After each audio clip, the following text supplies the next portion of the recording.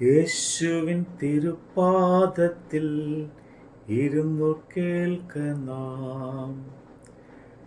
തൻ്റെ വിശുദ്ധ വാക്യത്തിൽ നമ്മുടെ ജീവനാം. യേശുവിൻ സുവിശേഷം നിത്യമ ഉപദേശം കേൾക്കുക നാം, കാക്കുക നാം ജീവന്റെ വാക്യങ്ങൾ. കേൾക്കുക നാം, കാക്കുക നാം ജീവന്റെ വാക്യങ്ങൾ. മത്തായി എഴുതിയ സുവിശേഷം 1-ാം അധ്യായം. അബ്രഹാമിൻ്റെ പുത്രനായ ദാവീദിൻ്റെ പുത്രനായ യേശു ക്രിസ്തുവിൻ്റെ വംശാവലി. അബ്രഹാം ഇസ്ഹാക്കിനെ ജനിപ്പിച്ചു. ഇസ്ഹാക്ക് യാക്കോബിനെ ജനിപ്പിച്ചു.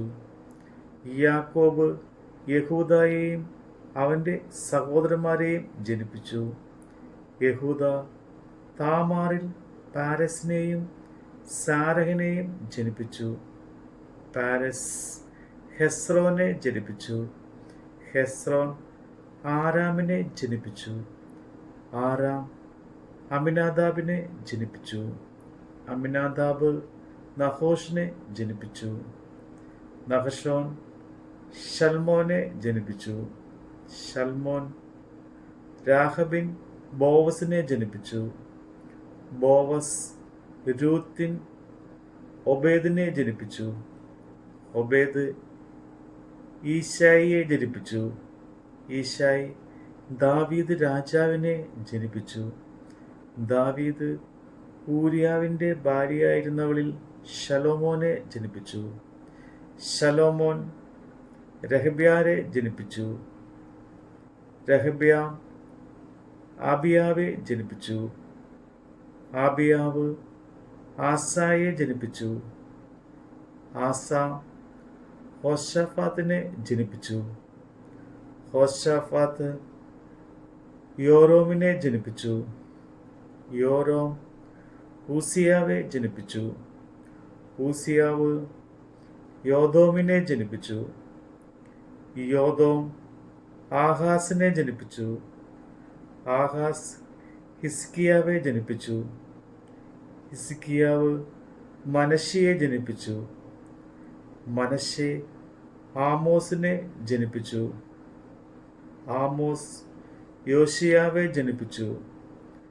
യോശിയാവ് യെഖോന്യാവിനെയും അവൻ്റെ സഹോദരന്മാരെയും ബാബേൽ പ്രവാസകാലത്ത് ജനിപ്പിച്ചു. ബാബേൽ പ്രവാസം കഴിഞ്ഞിട്ട് യോഗന്യാവ് യെസ്ലിയേലിനെ ജനിപ്പിച്ചു. യെസ്ലിയേൽ സെരുബാബേലിനെ ജനിപ്പിച്ചു. സെരുബാബേൽ അബീഹൂദിനെ ജനിപ്പിച്ചു. അബീഹൂദ് ഏലിയാക്കീമിനെ ജനിപ്പിച്ചു. ഏലിയാക്കീം ആസോരിനെ ജനിപ്പിച്ചു. ആസോർ സദോക്കിനെ ജനിപ്പിച്ചു. സദോക്ക് ആഗീമിനെ ജനിപ്പിച്ചു. ആഗീം ഏലിഹൂദിനെ ജനിപ്പിച്ചു.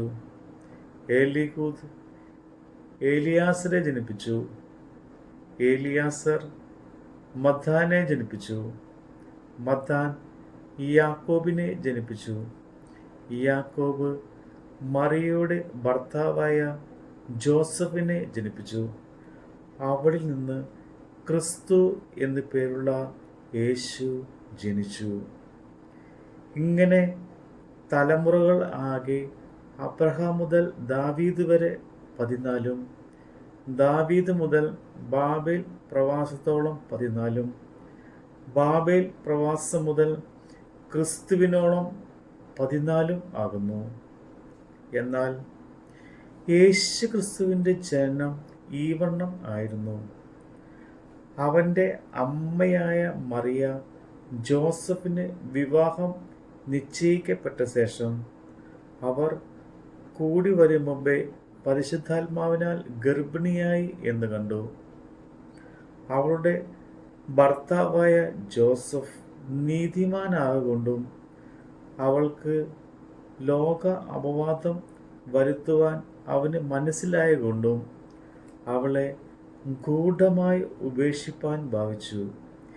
ഇങ്ങനെ നനച്ചിരിക്കുമ്പോൾ കർത്താവിൻ്റെ ദൂതൻ അവന് സ്വപ്നത്തിൽ പ്രത്യക്ഷനായി, ദാവീദിൻ്റെ മകനായ ജോസഫേ, നിന്റെ ഭാര്യയായ മറിയയെ ചേർത്തുകൊള്ളുവാൻ ശങ്കിക്കേണ്ട. അവളിൽ ഉൽപ്പാദിതമായത് പരിശുദ്ധാത്മാവിനാൽ ആകുന്നു. അവൾ ഒരു മകനെ പ്രസവിക്കും. അവൻ തൻ്റെ ജനത്തെ അവരുടെ പാപങ്ങളിൽ നിന്ന് രക്ഷിപ്പാനായിരിക്കൊണ്ട് നീ അവന് യേശു എന്ന് പേർ ഇടണം എന്ന് പറഞ്ഞു. കന്യക ഗർഭിണിയായി ഒരു മകനെ പ്രസവിക്കും.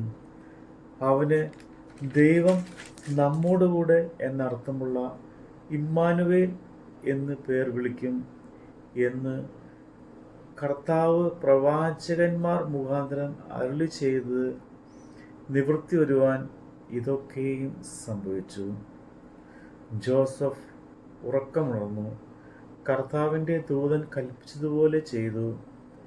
ഭാര്യയെ ചേർത്തുകൊണ്ടു മകനെ പ്രസവിക്കും വരെ അവൻ അവളെ പരിഗ്രഹിച്ചില്ല. മകന് അവൻ യേശു എന്ന് പേർ വിളിച്ചു. കർത്താവിൻ്റെ വചനമാണ് നമ്മൾ കേട്ടത്. ദൈവവചനം ജീവനും ശക്തിയുമാകയാ, ആത്മരക്ഷയുണ്ടേവനും ഉള്ളത്തിൽ കൈക്കൊണ്ട. ആത്മമരണം മാറും, നീതിയിലവൻ വാഴും. കേൾക്കുക നാം, കാക്കുക നാം ജീവന്റെ വാക്യങ്ങൾ. കേൾക്കുക നാം, കാക്കുക നാം ജീവന്റെ വാക്യങ്ങൾ. അന്ധനു കാഴ്ച നൽകുവാൻ വചനം ജ്ഞാനമാ, സത്യത്തിൽ അതു കാക്കുവാൻ സ്വർഗത്തിൽ ദാനമാ. ഒഴിയുവാൻ നിത്യനാശം, കാലിനു പ്രകാശം.